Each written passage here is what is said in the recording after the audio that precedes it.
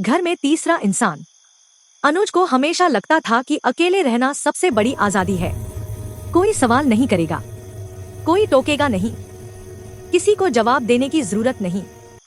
इसी आजादी की तलाश में उसने शहर के सबसे पुराने इलाके में एक छोटा सा कमरा किराए पर लिया।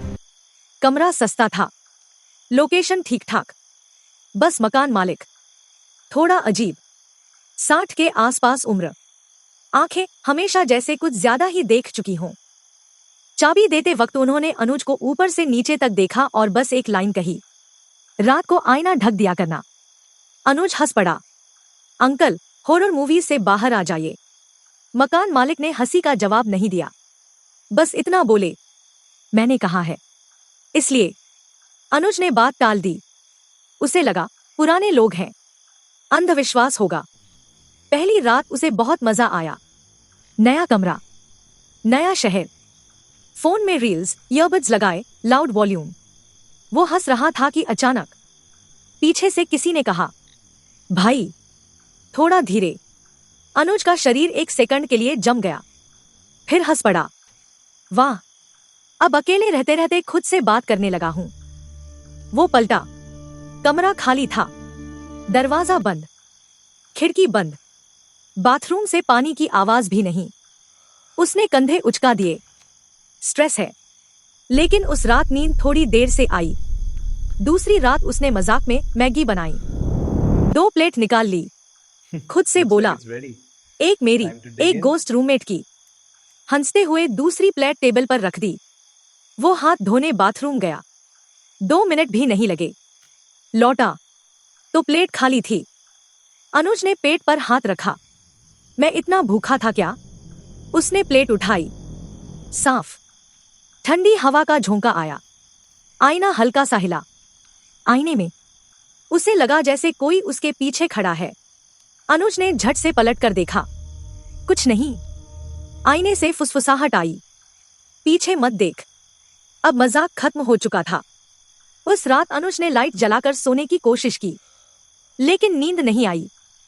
तीसरी रात उसने मकान मालिक की बात मानी। आईना कपड़े से ढक दिया।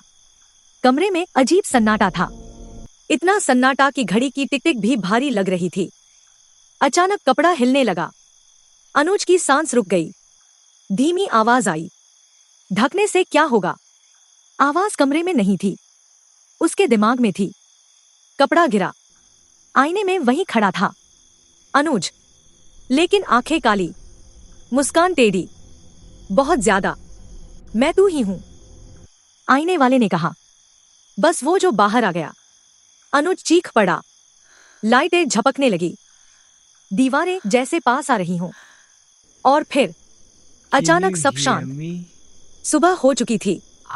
अनुज को लगा ये सब सपना था, लेकिन आईने के सामने जमीन पर पड़े पैरों के निशान उसके नहीं थे। उस दिन से चीजें बदलने लगी। कमरे में सामान अपनी जगह बदल जाता। फोन में ऐसे मैसेज टाइप मिलते जो उसने भेजे नहीं। आईने में कभी कभी उसकी मुस्कान देर से हिलती। धीरे धीरे अनुज को एहसास हुआ, कमरे में कोई और नहीं आया था, कुछ बाहर निकला था। वो हिस्सा जिसे उसने सालों से दबा रखा था।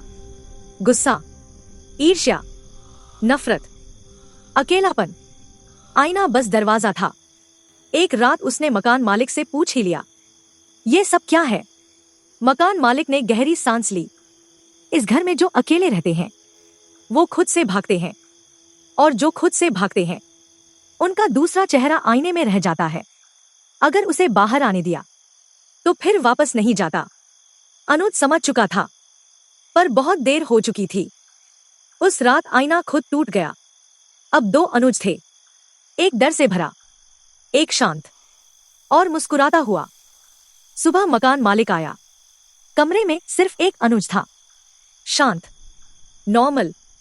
मकान मालिक ने पूछा, सब ठीक?